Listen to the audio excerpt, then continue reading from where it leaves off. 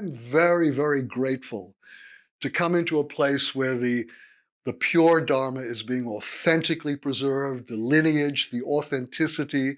Um, it's all here.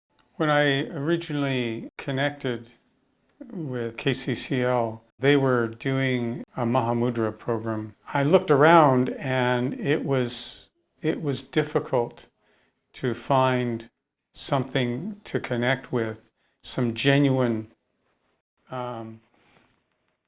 situation to connect with. And so I thought, well, I should, go to Fall River and see. And when I did, I met Sangpo and Inje and so on. It was really, really genuine. And I can't imagine the amount of energy that they have put forward over the years, just consistently over and over and over again. And not for themselves. I mean, they did it for others.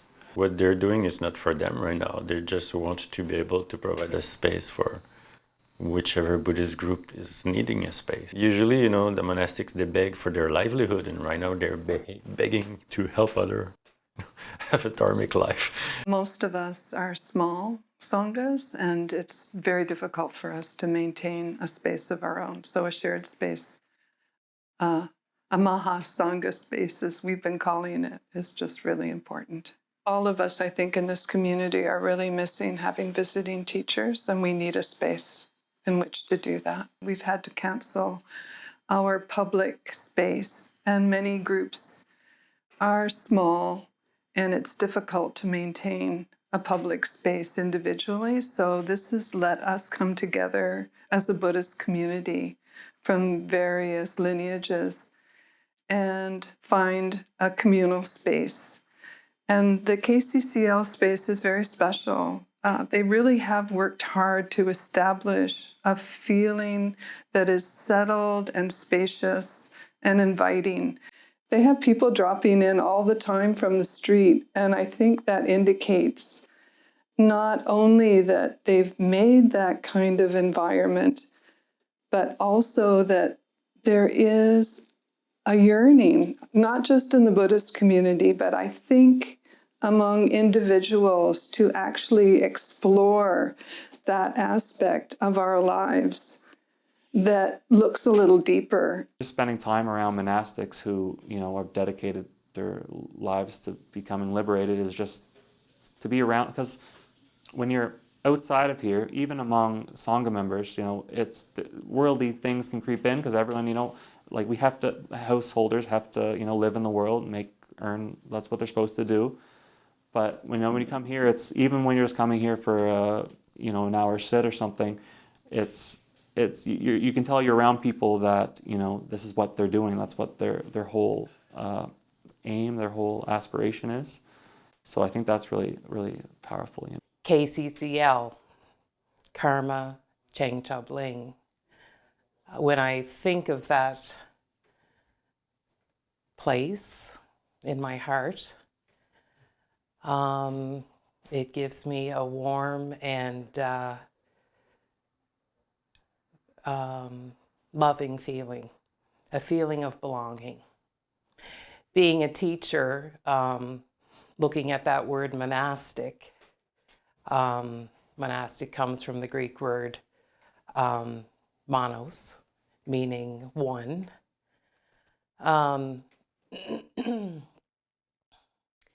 We tend to think that means being alone or being separate. But the feeling I get, especially with KCCL, is a feeling of togetherness. Collectively working together, practicing together, supporting each other, all for the purpose of helping others.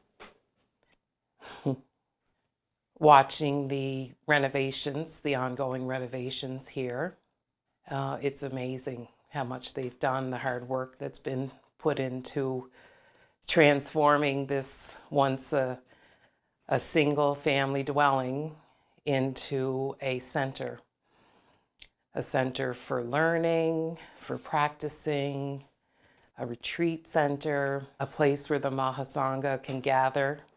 I'm very grateful that KCCL is actually making this effort, not just to preserve its little monastic bubble, which a lot of monasteries do.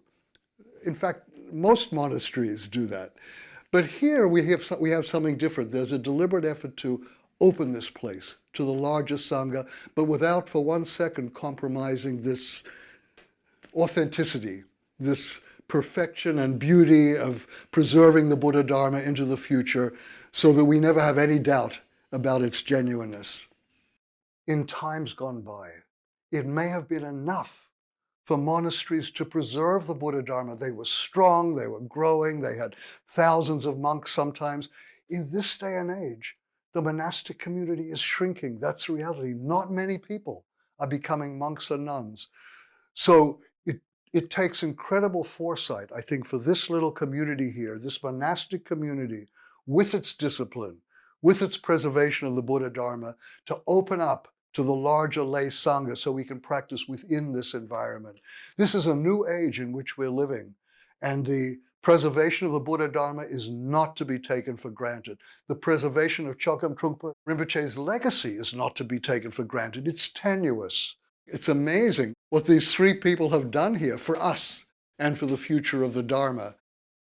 Even going from room to room here and looking around, the walls are literally covered in Dharma texts. They're all here.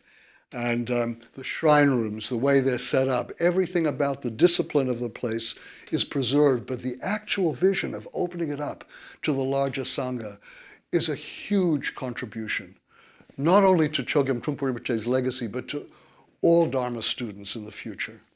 We just had this pandemic, and a lot of us, got on Zoom, and Zoom is a blessing. I see people come in here for feast or practice or funeral, and it's just so much appreciation for being back together. Personally, I'm feeling this sense of really respecting everyone's path, no matter what teacher they have, that there's just this enormous appreciation that we're all, practicing these teachings, and they're all basically, essentially the same. Compassion, bodhicitta, generosity, the paramitas, and, practicing Dharma together. I really like this place. I mean, to have a place that is stationary in here and doing the sitting meditation, daily basis, sometimes twice, 3 times a day. It's great to always have that, to come to, and they're so routinely set up to do it every day. It's great to see these monastics working diligently to bring something to life that is going to benefit people. I came last November for the Dathun here in Nova Scotia, and since then I've just decided to stay in Halifax, and I've been coming to KCCL since then, the entire winter and now. It hasn't been like a container like at the Dathun, but it has helped me maintain that rigor in my practice. It has been helpful doing that. It's not that I have a problem with disciplining and maintaining my home practice, but it is indeed different when you're practicing with Sangha.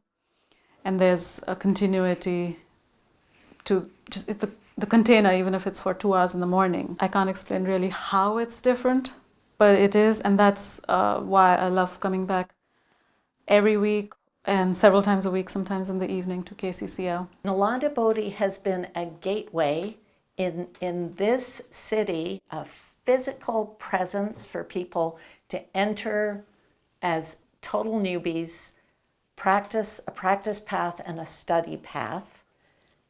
We gave up a physical space a couple of years ago, and we've been invited in here. I almost feel like this is my big brother and big sisters.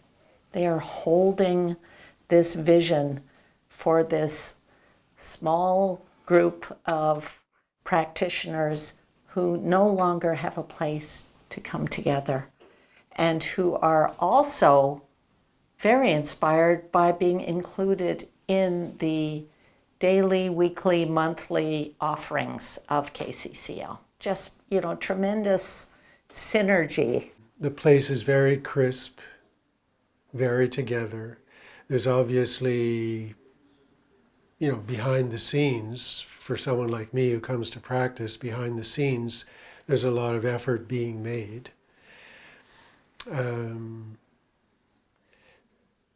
But it's not stiff. It's whenever you call up, and you know, you're very welcome to come, and people have been warm.